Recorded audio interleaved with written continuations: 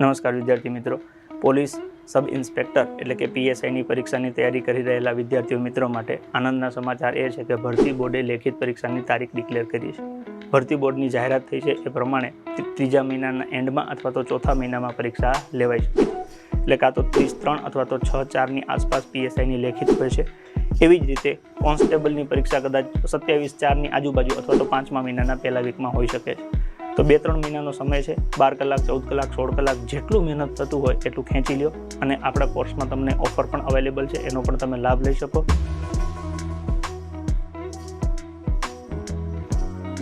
જેટલું વધારે શક્ય બને એટલું વધારે ભણો અને વહેલેસર નોકરી લાગી જાઓ એવી તમારી પાસે એક નાનકડી અપીલ છે. ચર્ચા ચાલુ રાખીશું. સફળ થવાનું કરવાના જ છે. બસ જોડાઈ રહેજો. મજા આવે તો તમારા મિત્રો સાથે શેર કરજો. રેડી? મળીએ ચાલો આગળ.